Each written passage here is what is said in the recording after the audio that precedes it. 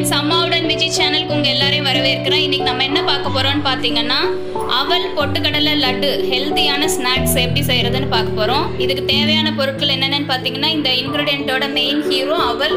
இந்த பாம்பே அவல்னு சொல்லுவாங்க, இல்லை வெள்ளை கலர் மெல்லிசான அவல் எடுத்துக்கலாம், இல்லைன்னா சம்பா அவல் எடுத்திங்கனாலும் பரவாயில்ல. இது அது கொஞ்சம் கெட்டியாக இருக்கும், நல்லா பவுடர் பண்ணி சளிச்சு எடுத்துக்கணும்.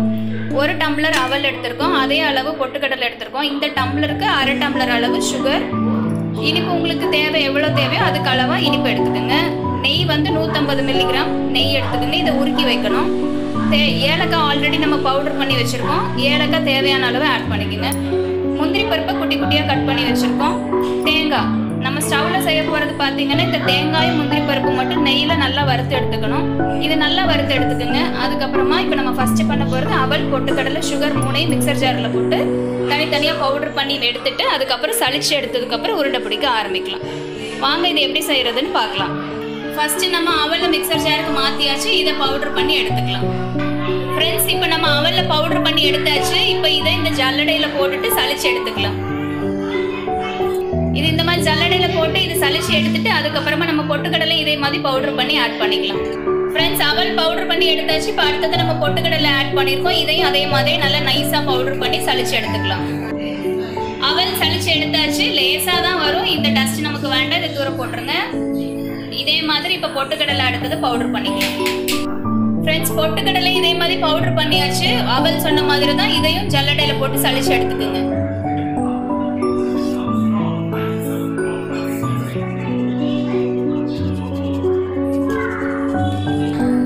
இந்த மாதிரி லேசா கொஞ்சம் திரியா வரும், இது வேண்டாம். நம்ம அவலும் பொட்டுக்கடலை மாவு ரெண்டுமே நல்லா சளிச்சு எடுத்தாச்சு. அடுத்தது சுகரையும் பவுடர் பண்ணி எடுத்துடலாம். இந்த மிக்சர் ஜார்ல சுகர் ஆட் பண்ணிட்டோம், இதையும் பவுடர் பண்ணி எடுத்துக்கலாம். இனிப்பு 1/2 டம்ளரே போதும். உங்களுக்கு டேஸ்ட்டுக்கு பொறுத்து நீங்க குறைச்சாலும் சரி அதிகப்படுத்தினாலும் சரி ஆட் பண்ணிக்கோங்க. ஃப்ரெண்ட்ஸ், லாஸ்டா பவுடர் பண்ண வேண்டிய நம்ம சுகரையும் பவுடர் பண்ணி எடுத்தாச்சு. இப்போ இதை ஆட் பண்ணிக்கலாம். இப்போ ஏலக்காய் அம்மா ஒரு சின்ன டீஸ்பூன்ல 1 ஸ்பூன் ஆட் பண்றாங்க, நீங்களும் இதே மாதிரி ஆட் பண்ணிக்கணும். ஃப்ரெண்ட்ஸ், ஸ்டவ் ஆன் பண்ணியாச்சு. இப்போ நம்ம முந்திரி பருப்பு வறுக்கிறதுக்கு தேவையான அளவு நெய் ஆட் பண்ணிக்கலாம். ஃப்ரெண்ட்ஸ், இந்த மாதிரி முந்திரி பருப்பு போட்டுக்கலாம். இப்போ உங்களுக்கு இன்னும் ஃப்ளேவர்ஸ் நல்ல கிரன்ச்சியா நட்ஸ் கிடைக்கணும் அப்படின்னா பாதாம் பருப்பு, பிஸ்தா பருப்பு, இல்லை வால்நட் அந்த மாதிரி உங்களுக்கு எந்த ட்ரை ஃப்ரூட்ஸ் எது வேணும்னாலுமே அட்லீஸ்ட் நிலக்கடலை கூட ஆட் பண்ணிக்கலாம். நீங்க எந்த பருப்புனாலும் போட்டு இதே மாதிரி தனியா வறுத்து எடுத்துக்கோங்க. இதுக்கப்புறம் நம்ம தேங்காய் போட்டு நல்லா வறுத்து எடுத்துடலாம். முந்திரி பருப்பு கோல்டன் ப்ரௌன் கலர்ல வறுத்ததுக்கு அப்புறமா நம்ம இந்த மாதிரி நம்ம மாவெல்லாம் மிக்ஸ் பண்ணி வச்சிருந்தோம் இல்லையா, அதுக்குள்ளேயே போட்டுடலாம். ஃப்ரெண்ட்ஸ், கொஞ்சமா ஒரு 5-6 பாதாம் பருப்பும் ஒரு 10 போல பிஸ்தா பருப்பும் எடுத்து வச்சிருக்கோம். இதையும் முந்திரி பருப்பு மாதிரி குட்டி குட்டியா கட் பண்ணிக்கலாம்.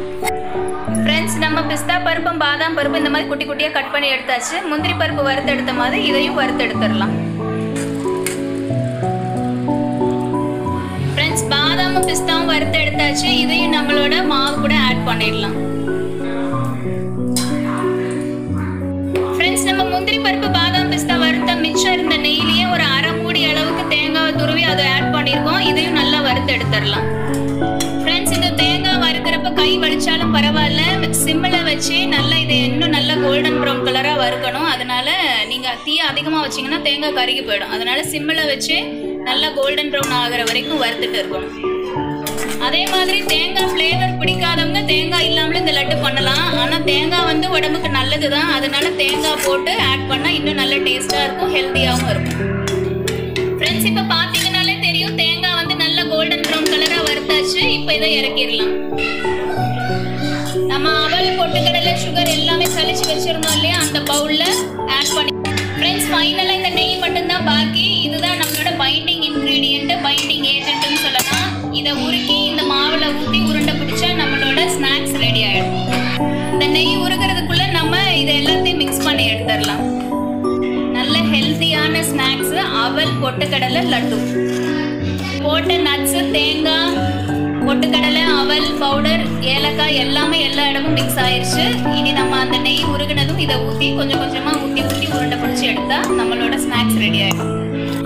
ஃப்ரெண்ட்ஸ், இந்த மாதிரி நெய்யை உருக்கியாச்சு. இது அந்த கிண்ணம் சூடாக இருக்குது, அந்த சூடுலேயே மீதி இருக்கிறதும் உருகிடும். இப்போ நம்ம அந்த மாவில் ஊற்றி எப்படி லட்டு பிடிக்கிறதுன்னு பார்க்கலாம். ஃப்ரெண்ட்ஸ், இந்த மாதிரி நம்ம மாவில் கொஞ்சம் கொஞ்சமாக அந்த நெய் உருக்கி வச்சு நெய்யை ஆட் பண்ணி இந்த மாதிரி உருட்டி உங்களுக்கு என்ன சைஸில் வேணுமோ அந்த சைஸ் உருட்டிக்குங்க. ஆனாலும் இந்த அவல் லட்டு வந்து குட்டி குட்டியாக இருந்தால் தான் குட்டீஸ்க்கு கொடுக்க நல்லாயிருக்கும், அவங்களுக்கு பிடிச்சி நல்லா சாப்பிடுவாங்க. கொஞ்சம் நல்லா அமுத்தி உருட்டிருங்க, இல்லைன்னா காஞ்சதுக்கப்புறம் உதிர்ந்துடும். அதனால நல்லா இறுக்கி சூடோட ஊற்றி பிணைங்க. இப்போ இந்த மாதிரி உருட்டி வச்சிருவோம். இப்போ எல்லாம் உருட்டினதுக்கப்புறம் நான் உங்களுக்கு காமிக்கிறேன். ஃப்ரெண்ட்ஸ், இப்போ நம்ம எல்லா லட்டுமே உருண்டை பிடிச்சி எடுத்தாச்சு. இப்போ பார்த்தீங்கன்னா 1 டம்ளர் அளவுக்கு போட்டதில் இந்த மாதிரி லட்டு வந்திருக்கு. இது நம்ம பிள்ளைங்களுக்கு நல்லா சலிக்க ஒரு 2-3 நாள் இந்த பிள்ளைங்க சாப்பிடும். இப்போ உங்களுக்கு நிறைய வேணும் அப்படின்னா நீங்கள் 1 டம்ளர் அளவை 2 டம்ளராக மாற்றி போட்டிங்கன்னா ஒரு 10 நாள் வரைக்கும் கூட வச்சு சாப்பிட்லாம். இப்போ நம்ம பிள்ளைங்களுக்கு எல்லாருக்கும் கொடுத்துட்டு எல்லாருக்கும் நல்லா எம்மியாக இருக்குது, பிடிச்சிருக்குன்னு சொல்லிட்டாங்க. அதே மாதிரி நீங்களும் எல்லோரும் இதே மாதிரி வீட்டில் செஞ்சு பாருங்கள். அம்மாவுடன் விஜய் சேனலை லைக் பண்ணுங்கள், ஷேர் பண்ணுங்கள், சப்ஸ்கிரைப் பண்ணுங்கள். பக்கத்தில் இருக்க பெல் ஐக்கானையும் கிளிக் பண்ணுங்கள். அன்பு உள்ளங்கள் அனைவருக்கும் நன்றி, வணக்கம்.